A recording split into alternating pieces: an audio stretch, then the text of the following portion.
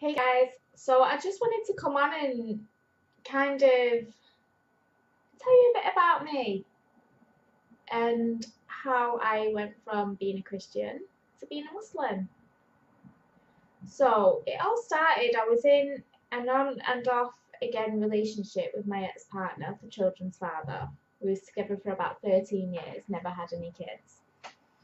And then I got pregnant, and all of a sudden, at this point, I thought that I couldn't have kids, which completely didn't bother me at all.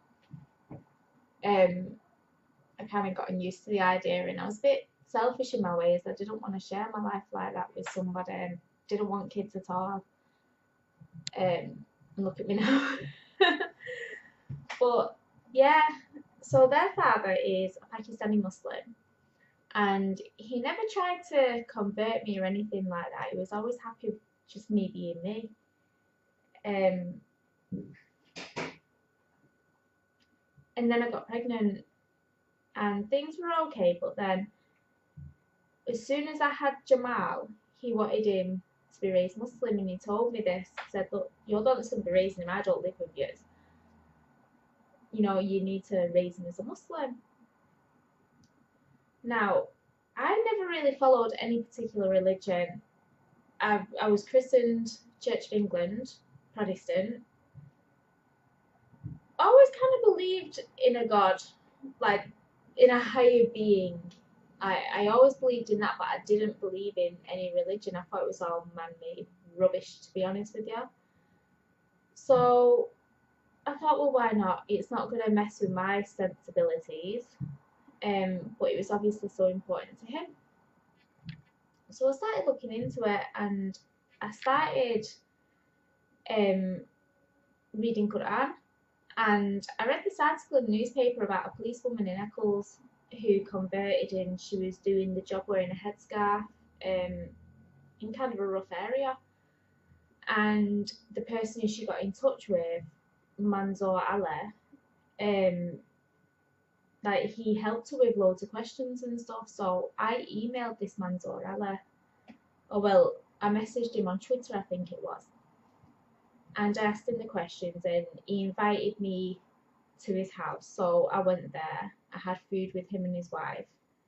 Um, and we all got to know each other pretty well at that point. It was nice. Like I felt included. She taught me how to put on the headscarf, and yeah, I wore the headscarf before I became Muslim, and I thought, if I can do that, then I can do anything. But anyway, he answered all the questions that I had, towards violence and this, that, and the other, and everything that he said made loads of sense. Whereas the only real information that I had about Islam before then was the media, and it was pretty scary. It was like they beat all the women, and say the wrong thing, you're gonna get stoned to death, and it's not like that at all, not even close.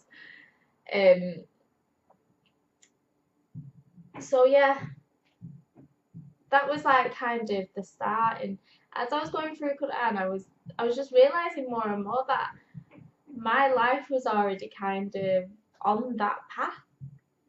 I didn't really go out. I mean, it's not like you have to stay indoors all the time, but I mean, out clubbing, drinking, partying. I didn't really do all that. I mean, the first time I ever went clubbing was, I think I was 24. I mean, I've been out with my mum clubbing once before that when I was younger, but that's with my mum. I mean, for a night out for me, I think I was about 24. I was a really late bloomer. And at that point, most of the people who went out were younger. And yeah, just the scene wasn't really me. I mean, I did it for about a year, but then, I don't know, take it or leave it kind of person. So, the kids are coming down now.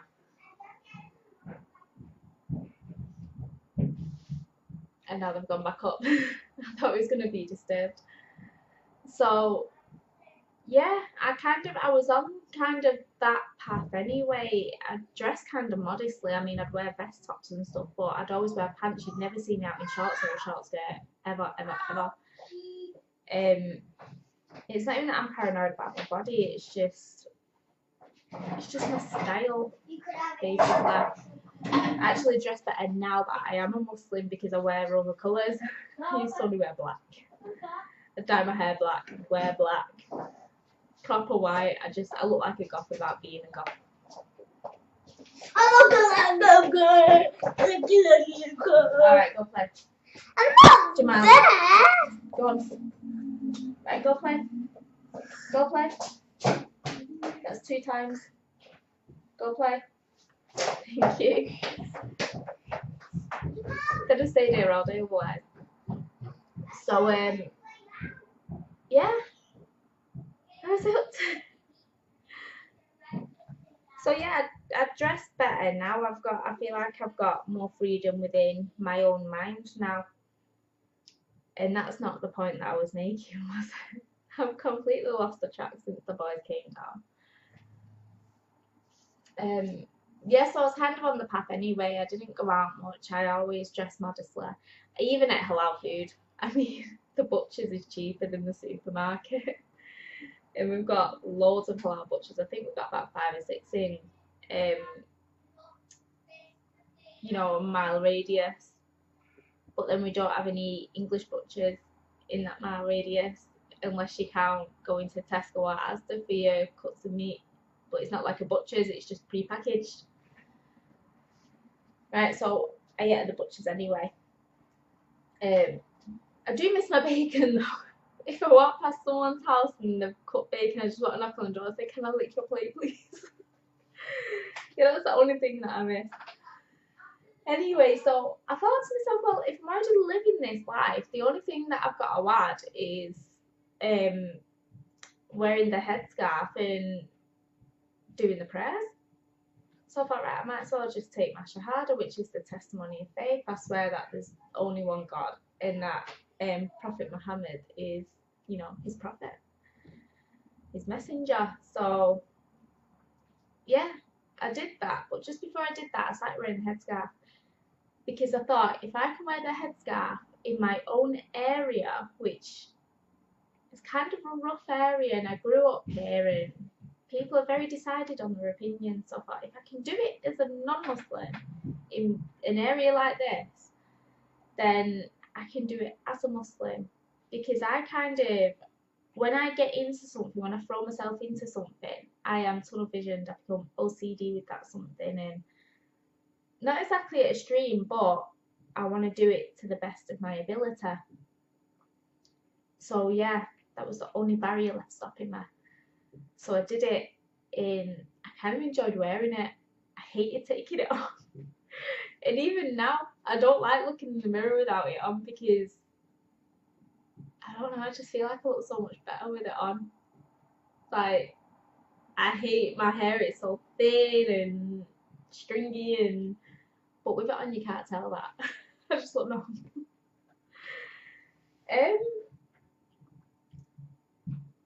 So yeah, that's kind of, it's a bit of a short story really, isn't it? But yeah, I took my Shahada. When I took my Shahada, 2 weeks later I found out I was pregnant. So I was about 8 weeks, 6 weeks, 8 weeks, I don't know. I was pregnant anyway. So then life became a bit rough after that. Me and my mum was arguing. She didn't understand the change. I didn't understand how she didn't understand. So we just butt heads. Didn't speak to each other for a while. And I mean, I'm not saying it's her fault for not understanding. It's my fault for not understanding her feelings to not understanding. It was a big, massive change. I literally just had Jamal like the year before, so my body still wasn't right from that. I was still emotional. Then add the hormones to getting pregnant with another child. Then the life-changing thing of changing your religion and having a new whole life practice, really. I mean, you pray you 5 times a day. Your life has got to be routined. Yeah, it's a massive, massive change. Even though I lived the life, it's kind of, I never had a focus before. I never had, like I said, I believed in a higher being. I believed that we was created. But I never had that anchor, whereas this religion gives me an anchor. I used to get depressed, I used to harm myself, I was threatened by the hospital once before that they'd section me if I tried to attempt suicide again. But now, even though I get down and even though I get depressed, I never get to that state. One, because of my children, I'm on my own with them, what would happen? And two, because, I know what's going to happen in the next life. Like, I don't want to live the rest of eternity redoing my suicide all over again. Like, no, it's given me that grounded mind to reason with my emotions and with myself. And yeah, whenever I'm feeling lost or out of control, I will go read Quran or I'll go read Islamic texts. Like, there's a book called Don't Be Sad, and it's got chapters from Quran in it. And it's just like, God never gives you more than you can handle. It's just simple things like that. But when you read it, like, so true. It just puts your whole self into perspective, puts the world into perspective. Yeah, it's been amazing, really, and having the routine of praying, and you feel so much lighter when you do, or I do anyway. I unburden myself and I feel so much better. And then when the times that you don't pray, like when you're on your monthlies, I kind of get a bit down again. Like, I need that same connection. Like, even though you can do normal prayers, but you need the same connection as the ritualistic kind of mandatory prayer. Yeah, so it's been overwhelming, but it's been brilliant at the same time. It really has. I understand myself better. I understand how to be a mother better. And also the fact that I used to go Sunday school, right? And I used to hate when you'd ask a question and you just get told have faith. Are you going to a church and you'd ask the vicar? Whatever. I think I asked about the headscarf once. And he just said to me, goes, well, you don't really have to. You just need to have faith in the text. I'm like, yeah, but the text is saying that you should wear a headscarf. The Bible is saying that you should cover or shave. If you can't cover, then you need to shave. If you can't shave, then you need to cover. And then some would go for Old Testament and New Testament, some wouldn't. And I'm like, it's all higgledy-piggledy. I need, bam, there it is. There's your guidelines. Do it. This is why I was going to join the army, because I like that order. I like the structure. I like the routine. I like black and white. I like to know what's what. If I don't, I can't cope. It's like if I vary from my list in day-to-day stuff, I cannot cope. I get all jittery and yeah. Practically going off topic here, right? But yeah, the whole have faith thing didn't work for me with some parts, like the unseen, like angels and afterlife and things like that. Yeah, have faith because you've not been there. How do you know? But have faith with things like that, like normal logical answers, normal logical questions. I need normal logical answers to. And I found that Islam does that. The only things that haven't been answered, even by science, everything is answered by science. Like even the part of the blood clot and how a child is made inside you, basically. And this is in Quran. Like the whole logical answers. I love it. And that swung me around right away. I'm like, yes. There's receipts for all these things that are being said. So yeah, basically, that is, in a nutshell, how I became a Muslim and why I became a Muslim. And even though I am single, which people think is so weird, people are like, oh, did you become a Muslim for a man, for a husband? Actually, no, I've never been married. Never, ever, ever been married. Right? And second of all, I was with him for 13 years before I became Muslim. I looked into it for my child, not for my man. And then they're like, oh, but you're not together anymore, so why are you still a Muslim? Because I did it for me. So it's my relationship with God, not verifying his relationship with God, or My journey, mate, not his journey. I'm going to continue my journey. I don't need to stop my journey because a man is not around. So, yeah. And then the other things that I've been told, right? Walk down my own street, some loony bin shouts, "Go back to your own country." I'm like, wow, never left my own country, mate. It's like, go back to where you come from. I was born 5 miles away. Want me to go back there? I go back there every week, near enough for the market. Like, really? Go through there to get to my mum's house. Go back to where I came from. Probably less right to be here than me. Please. What else do I get? But yeah, I used to get abuse on Facebook. It's one of the reasons why I left Facebook. I get random people who aren't my friends, who aren't friends with my friends, message my page going, "Oh,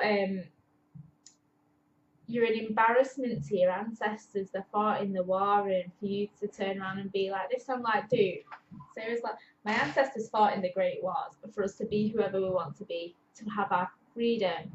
Hitler would have taken away our freedom. They fought for our freedom. This is me expressing my freedom. And then the other thing, oh, you need to believe in Jesus. You know, these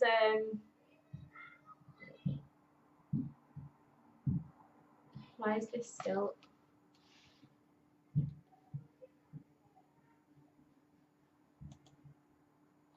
Right, there we go, it froze up on me then. So yeah, you need to believe in Jesus. These Bible bashers that come to your door and this, that, and the other. I'm like, wow, I do believe in Jesus. Do you know that Jesus is mentioned more times in Quran than Prophet Muhammad? Like, really? I think he's even mentioned more times in Quran than is mentioned in the Bible. So it's actually a part of our faith. To be a Muslim, you have to believe in Jesus. You have to love Jesus. He's gonna come back and save us all, you know. Like, even if we even have a chapter in Quran called Maryam, which is the Arabic name for Mary, meaning Jesus' mother. She has her own chapter in Quran. It's like, that's another thing. Oh, why would you go to a faith where they don't appreciate women? Like, women are put on a pedestal, mate. Women are cared for. Like, yeah. You didn't give Mary a part in your Bible. We did. So, yeah, it's things like this that, I mean, even all these questions or all these things that I've had thrown at me that I've just mentioned, I used to think them myself. So I don't blame people for thinking them. But it's when you look into it that you realise, wow, all these assumptions are actually completely wrong and completely misguided. So, yeah, I've gone off on a bit of a tangent, but I am very happy with the choice that I've made.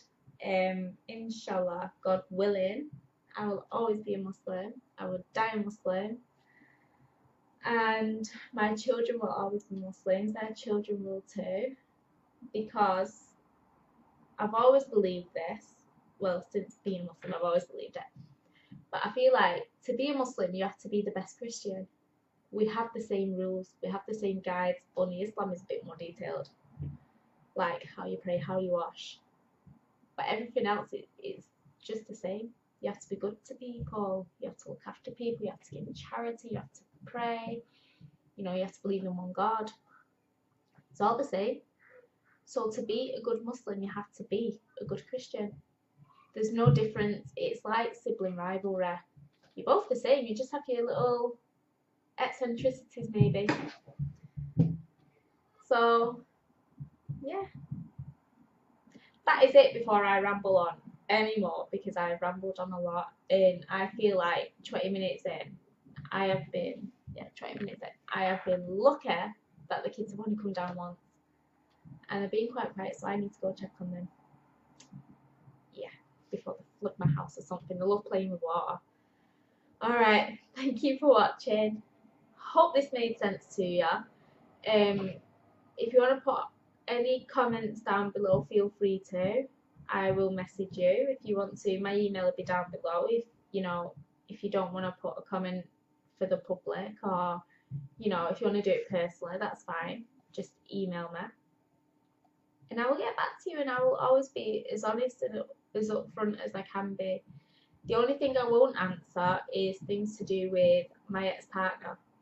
We are still friends. I'm not gonna put him on YouTube. I'm not gonna bash anything. I mean, you know, we co-parent the best we can. We do the best we can, and that is about all I'm gonna say because I believe in privacy. I believe in keeping parts of your life private, and especially the parts that involve other people. I don't have the right to put other people's business out there, even though it's shared business. I don't have the right to do that, and I will not do that. Okay, but anything else, you can feel free to comment or email. Thanks again for watching. Bye.